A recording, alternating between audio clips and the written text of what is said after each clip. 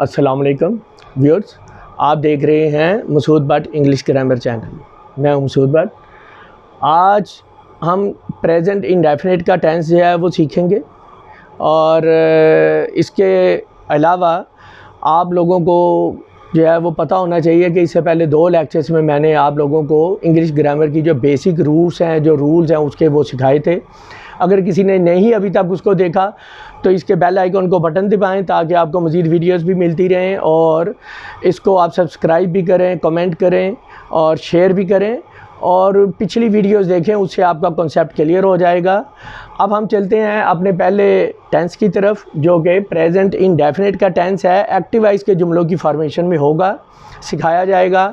Active voice के जुमले उन जुमलों को कहते हैं जो कि सब्जेक्ट से शुरू हो रहे हों, यानी उर्दू में उनका जो स्टार्ट है, आगाज़ है, वो सब्जेक्ट से हो, काम करने वाले से हो।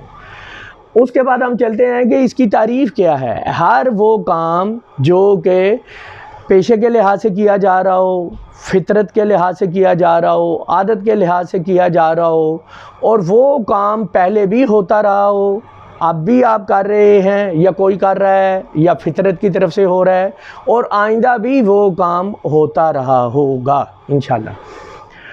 अब उसकी मिसाल कैसी है? उसकी मिसाल इस तरह की है कि जिस तरह के पहाड़ों पर बर्फ़बारी होती है, यानी पहले भी ये एक फितरी अमल है, अल्लाह ताला का निज़ाम है। पहले भी पहाड़ों पर बर्फ़बारी होती थी, अब भी होती है, आइंदा भी होगी। किसान गंदम की फसल काटता है, हम स्कूल जाते हैं, मैं अपना काम खुद करता हूँ, वो खाना पकाती है। ये सारे जुमले ऐसे हैं जिसमें कि हमें पता चलता है कि ये सारे काम चाहे पेशे के लिहाज से हैं, चाहे फितरत के लिहाज से हैं, चाहे आदत के लिहाज से हैं, ये काम पास्ट में भी होते रहे हैं और ये काम प्रेजेंट में भी हैं और फ्यूचर में भी हैं। अब इसके बाद जो है वो हम चलते हैं कि पहचान आम तौर पर क्या होती है। इन जुमलों की पहचान आम तौर पर उर्दू के ग्रामर्स की बुक्स में दी जाती है कि उर्दू जुमलों के आखिर में ता है, ती है, ते हैं वगैरह आता है। ये पहचान तो ठीक है, लेकिन ये एक रटी रटाई पहचान है। कॉन्सेप्ट नहीं है, कोई किसी ने बताया, इसका क्लियर किया कि ये क्यों है, ता है क्यों है। बेसिकली पहचान किसको हम कहते हैं? पहचान उसको कहते हैं कि जो वर्ड हम देखें कि वो हमें हर जुमले के अंदर मिल रहा हो। अब क्या हर जुमले के अंदर हमें पहाड़ों नज़र आ रहा है? क्या हर जुमले के अंदर हमें गंदम नज़र आ रही है, स्कूल नज़र आ रही है, हमें काम नज़र आ रहा है, लफ्ज़ खाना लफ्ज़ नज़र आ रहा है? नहीं। तो कॉमन क्या है? जो कॉमन है वही इसकी पहचान होगी। अब कॉमन हमें जो है वो नज़र आ रहा है 2 चीज़ें, ता, ते, ती और है।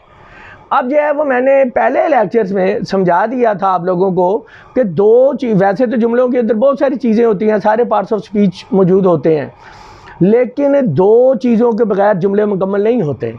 नंबर 1 टाइम, अगर किसी जुमले में टाइम नहीं आया तो जुमला मुकम्मल नहीं हो सकता, और वर्ब, यानी वर्ब के बगैर भी जुमला मुकम्मल नहीं होता। अगर हम यही देखें तो फिर जो वर्ब है हमारा, हमने उसको मज़ीद सिंप्लीफाई कर लिया, और जो टाइम है उसको दे के तो उन दोनों को कॉमन निकाल के तो वो पहचान जो है वो ये बनी, ता है, ती है, ते हैं।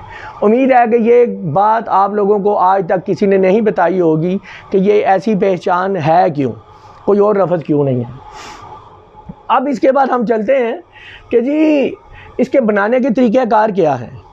जुमले आम तौर पर अल्फाज जो जुमले होते हैं वो 4-5 तरह के होते हैं। एक सादा जुमला, मस्बत जुमला जिसको कहते हैं, जिस तरह के ये जुमला है कि पहाड़ों पर बर्फ़बारी होती है, ये एक सादा जुमला है।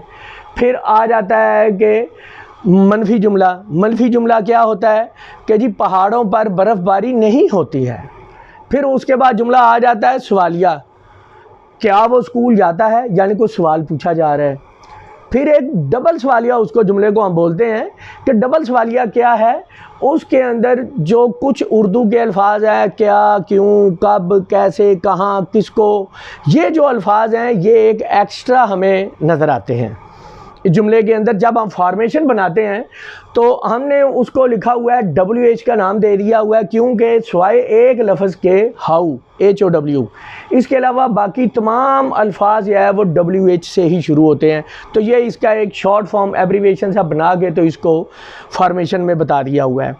इस फॉर्मेशन को आप लोगों ने ज़हन में रखना है, इसको गौर से देखना है, समझना है, और इसकी ट्रांसलेशन आपने इस तरह से करनी है कि जिस तरह आप फिलिंग दी ब्लैंक्स कर रहे हैं। जो यहाँ पे दूसरे लफ्ज़ों में आप ये भी समझ सकते हैं कि ये यहाँ पे इंस्ट्रक्शन दी गई है कि पहले किस चीज़ की ट्रांसलेशन आपने करनी है।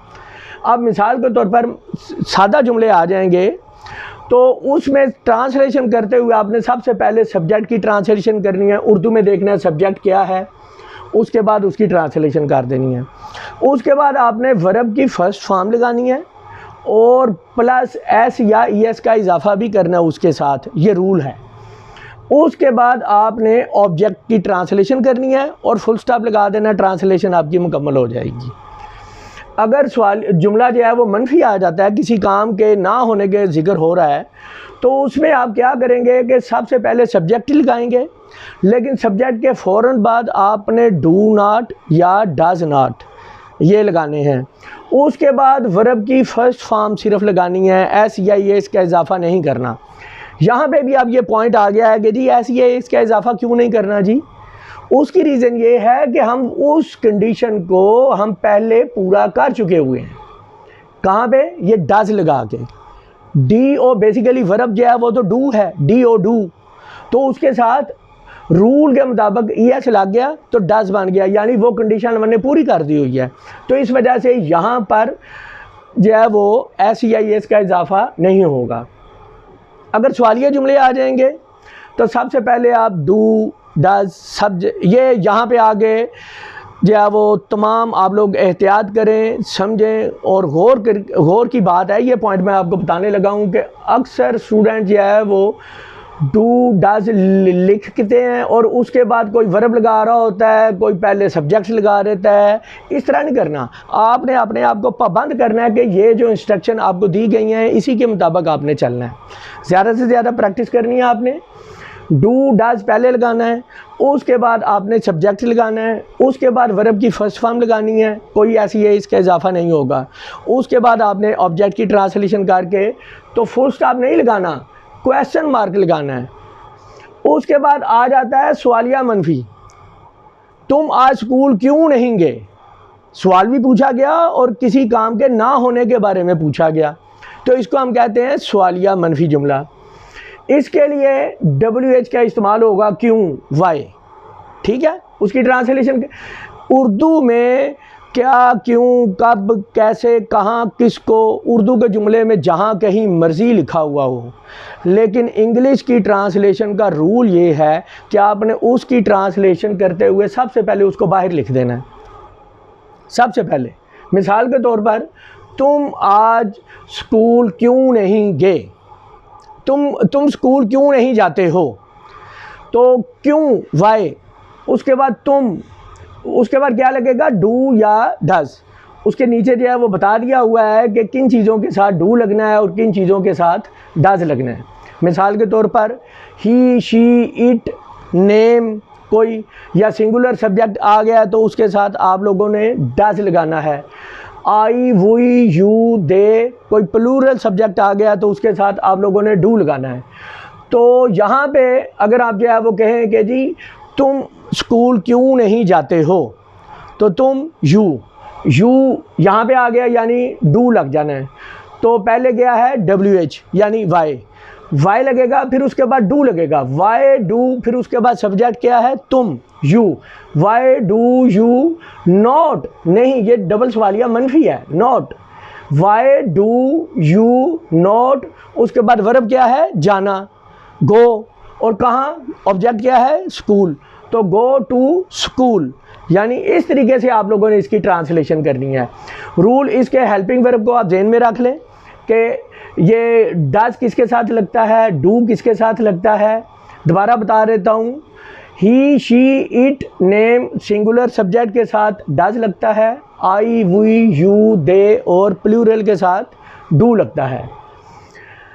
उसके बाद बारी आ जाती है कि एस का लगाना है इजाफा और ES का इजाफा करना है, तो उसके भी रूल्स हैं।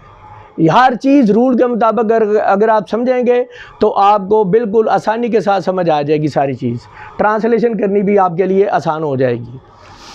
अब उसके रूल क्या हैं, ये यहाँ पे लिखे हुए हैं। एस या ES लगाने के असूल, अगर किसी वर्ब के आखिर में OS CH SH X ये आ जाएं तो, और उसके साथ वो सिंगुलर सब्जेक्ट हो, साथ ये भी कंडीशन है यानी कि SEIS का इजाफा होना है, तो फिर हम उसके साथ ES का इजाफा लगाते हैं। और उसके अलावा अगर बाकी जितने भी अल्फ़ाबेट आ जाएं तो उसके साथ अगर इजाफा करना है तो फिर सिर्फ S का इजाफा किया जाता है। जिस तरह के इसकी मिसालें अब यहाँ पे मैंने दे दी हैं, अगर गो आ गया है तो एंड के ऊपर O है तो उसके साथ ES का इजाफा किया जाएगा। कैच है तो कैचेस, ES का इजाफा किया जाएगा, CH है। मिक्स मिक्सिस, पुनिश SH आ गया, पनिशेस, इजाफा अगर करना है तो ES का इजाफा होगा। लेकिन अगर प्ले आ गया लिखा हुआ PLAY प्ले, एंड के ऊपर Y है तो ये उस रूल के मुताबिक नहीं है, तो खाली S का इजाफा हो रहा है, यानी प्लेज। रन है तो रन्स, गिव है तो गिव्स। इन तमाम चीज़ों को आप लोगों ने बार बार समझना है, बार बार कोशिश करनी है, प्रैक्टिस करनी है। और मुझे उम्मीद है कि आपको ये आज प्रेजेंट इंडेफिनिट का टेंस मुकम्मल तरीके से आ चुका होगा। एक्टिव वाइज के जुमले होंगे, ये इसी की फार्मेशन है। इसके बावजूद अगर आपको इस टेंस के हवाले से किसी को कोई क्वेश्चन हो तो वो बिला झिझक कमेंट में क्वेश्चन कर सकता है, पूछ सकता है, मैं उसका मुकम्मल तौर पर जवाब दूंगा।